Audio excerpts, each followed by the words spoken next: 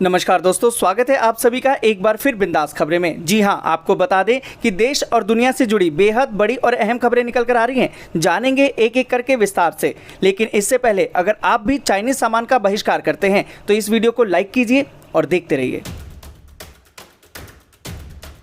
जी दोस्तों, बढ़ते हैं आज की पहली और बड़ी खबर की तरफ। आज की पहली और बड़ी खबर जो निकल कर आ रही है कि यूपी हाई स्कूल इंटर का रिजल्ट घोषित। 10वीं में 83.31% और 12वीं में 74.63% बच्चे हुए पास। जी दोस्तों, आपको बता दें कि आखिरकार उत्तर प्रदेश बोर्ड ने कक्षा 10वीं और 12वीं के रिजल्ट का ऐलान कर दिया है। इस परीक्षा में इस साल 56 लाख से अधिक छात्र शामिल हुए थे। आपको बता दें कि यूपी के उप मुख्यमंत्री दिनेश शर्मा ने प्रेस कॉन्फ्रेंस में कक्षा 10वीं और 12वीं के रिजल्ट की घोषणा की थी। जी दोस्तों, आपको बता दें कि जहां एक तरफ महामारी संकट के कारण सीबीएसई और आईसीएसई जैसे राष्ट्रीय बोर्ड अपनी परीक्षाओं को पूरा करने में असमर्थ रहे, वहीं यूपी बोर्ड ने न केवल परीक्षाओं को समय से पूरा किया बल्कि लॉकडाउन के दौरान रिकॉर्ड समय में 1.2 लाख शिक्षकों द्वारा 56 लाख छात्रों की 3.5 करोड़ आंसर शीट का मूल्यांकन भी किया। दोस्तों, आपको बता दें कि यूपी बोर्ड के रिजल्ट प्रयागराज के बजाय लखनऊ से घोषित किए गए हैं। रिजल्ट पहले अप्रैल के महीने में घोषित किए जाने वाले थे, लेकिन महामारी के कारण इसमें देरी हुई है। दोस्तों, आपको बता दें कि यूपी बोर्ड 10वीं और 12वीं में बागपत के छात्र छात्रा ने टॉप किया है। बागपत की रिया जैन ने 96.67% अंकों के साथ टॉप रही,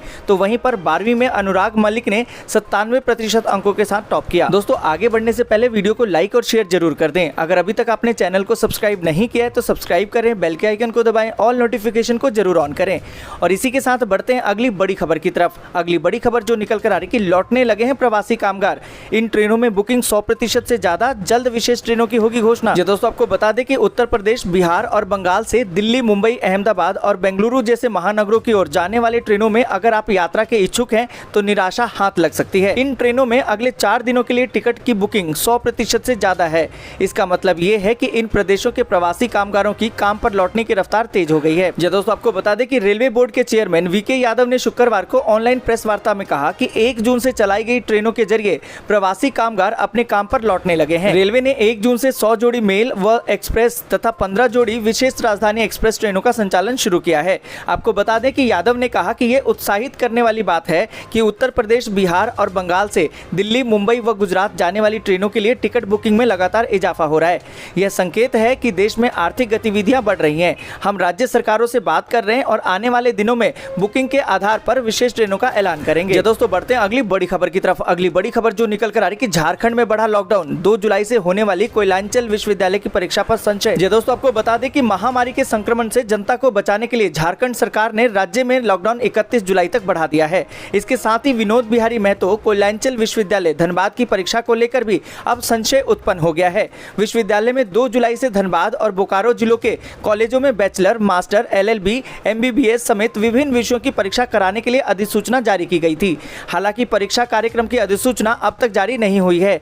अब लॉकडाउन 31 जुलाई तक बढ़ने के कारण 2 जुलाई से परीक्षा होने की संभावना कम ही दिखती है। दोस्तों, आपको बता दें कि लॉकडाउन के कारण झारखंड में ज्यादातर विश्वविद्यालय छात्रों को प्रमोट कर रहे हैं। रांची और कोल्हान विश्वविद्यालय ने छात्रों को प्रमोट करने का निर्णय लिया है। धनबाद स्थित IIT भी छात्रों को प्रमोट कर रहा है। दूसरी तरफ BBMKU परीक्षा लेना चाहता है। हालांकि छात्र संगठन चाहते हैं कि अन्य विश्वविद्यालयों की तरह ही BBMKU भी छात्रों को प्रमोट करे। अब लॉकडाउन बढ़ने के बाद यह तय है कि परीक्षा 2 जुलाई से नहीं होगी। दोस्तों, बढ़ते हैं अगली बड़ी खबर की तरफ। अगली बड़ी खबर जो निकल कर आ रही है कि 1 जुलाई से शुरू होगी PM स्वनिधि योजना। रेहड़ी पटरी वालों को मिलेगा सस्ता कर्ज। दोस्तों, आपको बता दें कि केंद्र की मोदी सरकार ने लॉकडाउन से प्रभावित रेहड़ी पटरी वालों को राहत देने के लिए शुरू की गई PM स्वनिधि योजना 1 जुलाई से लागू होने जा रही है। PM स्वनिधि योजना को देश भर में लागू करने और इसमें राज्यों की मदद के लिए 34 सीनियर नौकरशाहों को नोडल अधिकारी बनाया गया है। दोस्तों, आपको बता दें कि लॉकडाउन में प्रभावित हुए रेहड़ी पटरी वालों को रोजगार फिर से शुरू करने में मदद के लिए प्रधानमंत्री स्ट्रीट वेंडर्स आत्मनिर्भर निधि की शुरुआत की गई है। दोस्तों, आपको बता दें कि 1 जुलाई से शुरू होने वाली इस योजना में रेहड़ी पटरी वालों को सस्ती दरों पर कर्ज मुहैया कराया जाएगा। इस योजना के तहत रेहड़ी पटरी वालों को 10,000 रुपए तक लोन मुहैया कराया जाएगा। इस लोन को वह 1 साल में मासिक किस्त के रूप में लौटा सकते हैं। इस योजना से करीबन 50 लाख रेहड़ी पटरी वालों को लाभ मिलने की उम्मीद है। दोस्तों, आपको बता दें कि सबसे जरूरी बात यह है कि लोन की किस्तों को समय से चुकाने या समय से पहले चुकाने पर लाभार्थी को 7% का सालाना ब्याज में सब्सिडी दी जाएगी। इस ब्याज सब्सिडी को उनके खाते में छमाही आधार पर डायरेक्ट बेनिफिट ट्रांसफर के जरिए जमा करा दिया जाएगा। दोस्तों, जिस तरीके से लॉकडाउन में लोगों के काम धंधे बंद हो गए गए थे। अगर वो दोबारा से काम धंधे शुरू करना चाहते तो उनके लिए एक अच्छी खबर है। इस पूरी खबर पर आप क्या सोचते हैं, कमेंट करके जरूर बताएं। जी दोस्तों, बढ़ते हैं अगली बड़ी खबर की तरफ। अगली बड़ी खबर जो निकल कर आ रही है कि मिजोरम में नगर पालिका क्षेत्र में लॉकडाउन ढील देने के आदेश, 30 जून तक मिलेगी राहत। जी दोस्तों, आपको बता दें कि मिजोरम में सरकार ने लॉकडाउन में राहत प्रदान की है। मुख्य तौर पर राजधानी आइजोल नगर पालिका क्षेत्र में ये ढील दी गई है।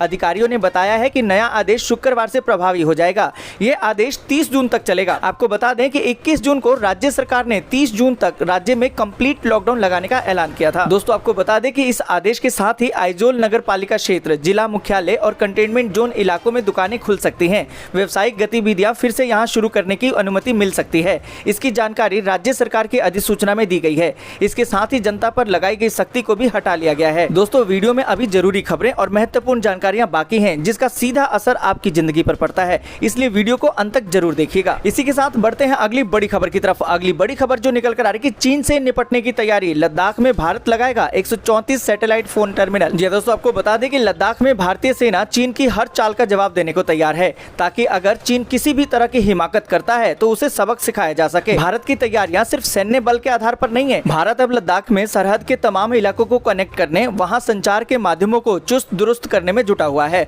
भारत की ये मुहिम भी सैन्य तैयारी जैसी ही है। दोस्तों, आपको बता दें कि लद्दाख के सीमावर्ती गाँव में संचार सुविधा को मजबूत करने के लिए केंद्र सरकार ने नया प्लान तैयार किया है। सरकार ने लद्दाख में 134 डिजिटल सैटेलाइट फोन टर्मिनल स्थापित करने की योजना बनाई है। दोस्तों, आपको बता दें कि पूरे जम्मू कश्मीर और लद्दाख में कनेक्टिविटी पर 336.89 करोड़ रुपए खर्च किए जाएंगे। अगर सिर्फ लद्दाख की बात करें तो इस पर 57.4 करोड़ रुपए की लागत आएगी। इससे जम्मू कश्मीर के भी कई गाँव में लोग फोन सुविधा का लाभ उठा पाएंगे। दोस्तों, आपको बता दें कि लद्दाख में जिन महत्वपूर्ण इलाकों को सैटेलाइट फोन कनेक्शन मिलेगा, उनमें गलवान घाटी, दौलत बेग ओल्डी, हॉट स्प्रिंग्स, चुशुल शामिल है। ये सभी इलाके वास्तविक नियंत्रण रेखा से सटे हुए हैं। गलवान घाटी में हाल ही में चीन से संघर्ष हुआ है, जबकि दौलत बेग ओल्डी में भारत का सैन्य ठिकाना है। यहाँ पर संचार व्यवस्था को दुरुस्त करने की मांग लंबे समय से की जा रही थी। इसी के साथ दोस्तों, बढ़ते हैं अगली बड़ी खबर की तरफ। अगली बड़ी खबर जो निकल कर आ रही है कि कांग्रेस अध्यक्ष पद पर हो सकती है राहुल गांधी की वापसी, 13 महीने में बिखरी कोर टीम। जी दोस्तों, आपको बता दें कि राहुल गांधी की कांग्रेस अध्यक्ष के तौर पर वापसी होने की संभावना है।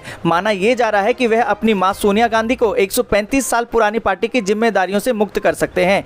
हालांकि उनके सामने जो पहली समस्या है वो है मानव संसाधन। पिछले साल मई में लोकसभा चुनाव के परिणाम आने के बाद उन्होंने हार की जिम्मेदारी लेते हुए अध्यक्ष पद से इस्तीफा दे दिया था। दोस्तों, आपको बता दें कि कांग्रेस नेता के इस्तीफा देने के बाद से उनकी कोर टीम में शामिल रहे नेताओं ने या तो अपना पद छोड़ दिया या फिर पार्टी को ही छोड़ दिया। हरियाणा में अशोक तंवर, त्रिपुरा में प्रदोत देव बर्मन और झारखंड में अजय कुमार जैसे राज्य इकाई प्रमुखों ने कांग्रेस पार्टी का साथ छोड़ दिया।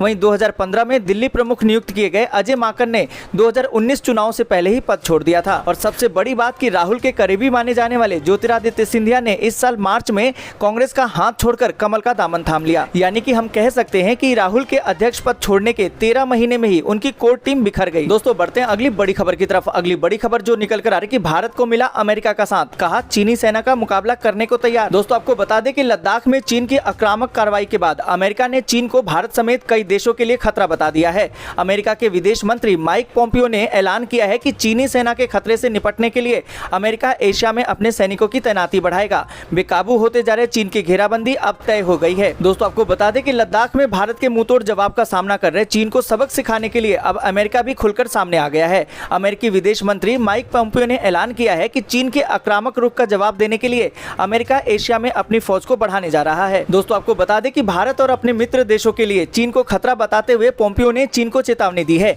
कि जरूरत पड़ी तो अमेरिकी सेना उसकी पीपल्स लिबरेशन आर्मी से मुकाबला करने को तैयार है। जी दोस्तों, बढ़ते हैं अगली बड़ी खबर की तरफ। अगली बड़ी खबर जो निकल कर आ रही है कि बाबा रामदेव सहित 5 के खिलाफ FIR, कोरोनिल के भ्रामक प्रचार का है आरोप। दोस्तों, आपको बता दें कि महामारी की दवा की लॉन्चिंग के बाद से बाबा रामदेव और उनकी कंपनी पतंजलि सवालों के घेरे में है। कोरोनिल दवा को लेकर अब बाबा रामदेव और 4 अन्य के खिलाफ राजस्थान की राजधानी जयपुर में FIR दर्ज कराई गई है। यह केस महामारी की दवा के तौर पर कोरोनिल को लेकर भ्रामक प्रचार करने के आरोप में दर्ज कराया गया है। दोस्तों, आपको बता दें कि महामारी की दवा के तौर पर कोरोनिल को लेकर भ्रामक प्रचार करने के आरोप में जयपुर में जिन 5 लोगों के खिलाफ मामला दर्ज किया गया है उनमें पतंजलि के रामदेव और बालकृष्ण का नाम शामिल है। जी दोस्तों, आपको बता दें कि जयपुर के ज्योतिनगर थाने में शुक्रवार को ये FIR दर्ज कराई गई। FIR में योग गुरु रामदेव और बालकृष्ण के अलावा वैज्ञानिक अनुराग, निम्स के अध्यक्ष डॉक्टर बलबीर सिंह तोमर और निदेशक डॉक्टर अनुराग तोमर को भी आरोपी बनाया गया है। दोस्तों, बढ़ते हैं अगली बड़ी खबर की तरफ। अगली बड़ी खबर जो निकल कर आ रही है कि देश में महामारी मरीजों का आंकड़ा 5 लाख के पार, महाराष्ट्र में 1.5 लाख से ज्यादा संक्रमित। दोस्तों आपको बता दें कि देश में महामारी के मामले लगातार बढ़ते जा रहे हैं। महामारी का कहर इतना बढ़ चुका है कि संक्रमित मरीजों का आंकड़ा भी 5 लाख से ज्यादा हो चुका है। वहीं अब देश में महामारी के कारण सबसे ज्यादा प्रभावित राज्य महाराष्ट्र में एक दिन में 5000 से ज्यादा महामारी मरीजों की पुष्टि हुई है। दोस्तों आपको बता दें कि स्वास्थ्य मंत्रालय के आधिकारिक आंकड़ों के मुताबिक देश में आज सुबह तक महामारी के मरीजों की संख्या 4,90,401 थी। हालांकि देश में महामारी के कारण सबसे ज्यादा प्रभावित राज्यों में महाराष्ट्र, दिल्ली और तमिलनाडु के ताजा आंकड़े जोड़ दिए जाएं तो देश में महामारी के मरीजों की संख्या 5 लाख की संख्या को पार कर चुकी है। जी हां दोस्तों, बढ़ते हैं अगली बड़ी खबर की तरफ। अगली बड़ी खबर जो निकल कर आ रही है, विधानसभा चुनाव से पहले बिहार में बन सकता है नया मोर्चा, यशवंत सिन्हा ने शुरू की कवायद। दोस्तों आपको बता दें कि बिहार में विधानसभा चुनाव से पहले नया मोर्चा आकार ले रहा है। जानकारी के मुताबिक विपक्षी दल बीजेपी जेडीयू गठबंधन के खिलाफ एक मजबूत गठबंधन बनाने के लिए काम कर रहे हैं। आपको बता दें कि इस साल अक्टूबर में बिहार के विधानसभा चुनाव होने वाले हैं, जिसके लिए प्रदेश की सभी राजनीतिक पार्टियों ने जोड़ तोड़ करनी अभी से ही शुरू कर दी है। दोस्तों आपको बता दें कि जानकारी के मुताबिक पूर्व केंद्रीय वित्त मंत्री यशवंत सिन्हा ने बीजेपी और जेडीयू गठबंधन के खिलाफ एकजुट मोर्चा बनाने का प्रयास किया है। आरजेडी, कांग्रेस और अन्य दलों को एक साथ लाने के लिए बातचीत चल रही है। बिहार प्रवासियों के बीच कुशासन और विनाश के मुद्दे को उठाने के लिए मोर्चा बनाने की योजना है। दोस्तों आज के लिए बस इतना ही। वीडियो को लाइक और शेयर जरूर कर दें। अगर इसी तरीके की खबरों को आपको जानना है तो सबसे पहले चैनल को सब्सक्राइब करके बेल के आइकन को जरूर दबाएं।